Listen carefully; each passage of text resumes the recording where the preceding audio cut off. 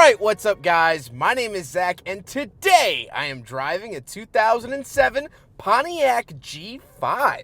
Up front is a 2.4 liter inline 4 and down below is a 4-speed automatic transmission. Now I am super excited to be driving this G5 for two reasons. First of all, I used to own and daily drive a Pontiac G6. I put about 120,000 miles on it myself, and that's what I started this channel driving around getting to reviews, was in that 07 G6. So now I get to drive the sportier little brother of the G5, something I haven't done before. But the second reason is that this now finishes my saga here on the channel of driving the Pontiac G3. Yes, those existed. Pontiac G5, Pontiac G6, and the Pontiac G8. So let's see how the G5 stacks up to its other siblings. But if you would like to submit your own vehicle, you can head on over to my website, zackprandtl.com/submit. It's a quick and easy submission form. Takes under a minute to fill out, and I come out to you. Also, a huge thank you to Napleton Subaru in Schaumburg for letting me take out their G5. We'll talk more about them at the end of the video. But let's get back to that 2.4 liter under the hood. It is an Ecotec engine and is shared with the base models of the Pontiac G6. And you know what? Yes, this engine burns oil. Yes, it has a couple issues here and there,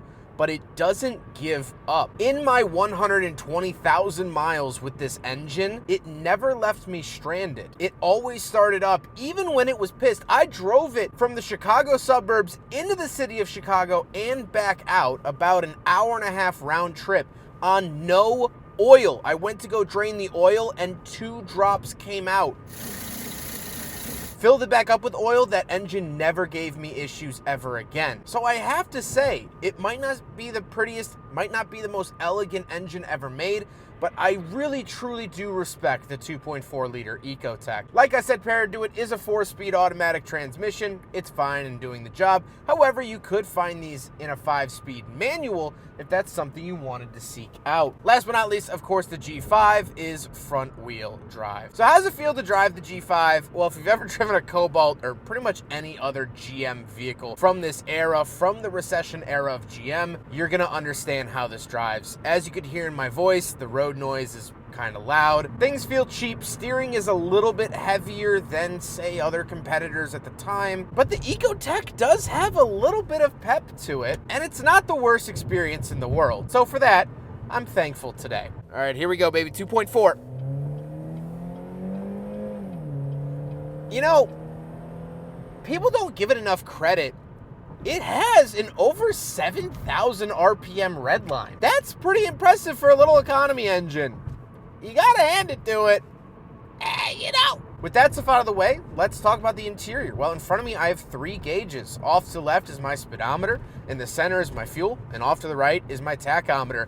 I don't get a coolant gauge, which the G6 did get. I do have this little information gauge that I can look at and cycle through a bunch of different things, and this will give me a coolant temperature reading, but I don't like having to cycle it and find it if I just want to glance at it. It should be right there at the ready, no matter what. On the steering wheel on the left, we have our cruise control options, as well as that little information switcher button for that gauge cluster readout. And off to the right, we have our volume, skip track, and voice commands. The overall steering wheel is cherry picked out of every other GM product of the era, going all the way up to the Corvette C6, and of course down to the Pontiac G3. It's a parts bin part. Off to the left, we do have a climate control vent, our fog light switch, as well as our gauge dimmer switch. And moving on to the door, we have the latch to get in and out, power windows, power locks, and power mirrors, of which this panel has seemed to have better days behind it, but kind of standard for GM build quality of the era. Moving into the center, we do have our hazard switch and 2 climate vents. Our standard radio, this is in every Chevy GM product, again, of the era. I know it very, very well. It seems to work pretty decently, and I'm happy to see that these buttons haven't chipped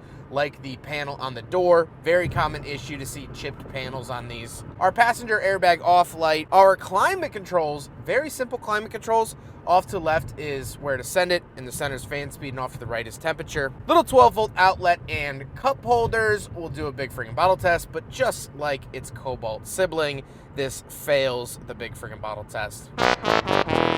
Shifter, I mean, nothing interesting going on here. Another 12-volt outlet. GM has always been very good about giving you a lot of power outlets in their vehicles. Handbrake, center console, and the seats. The seats have a very familiar pattern to me. You saw this in a lot of their more economy-based vehicles of the late 2000s, and so nothing really crazy there. However, speaking of seats, we do have back seats, although it is a coupe. So let's hop back there and do a backseat review. All right, so everyone always says, get in on the passenger side. They're designed to get in on the passenger. Ow. I'm getting in on the passenger side. Still not great. Oop, a lot of creaking of plastics. Are you happy? 'Cause I'm not. Yeah. Back here.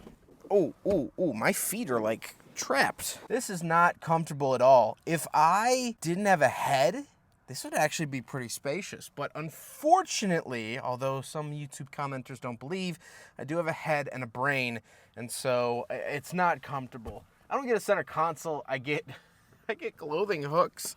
Get to hang my suit for like a wedding or something. But the big advantage of the G6, even in the coupe, is that the back seats are a lot better than this. Even in the coupe G6. So if you want backseat space and need a 2007 Pontiac product, I'd highly recommend either the G6 or G8, but that's just me, I guess. I don't know. I wasn't really expecting much back here. It's fine. Let's see if I can...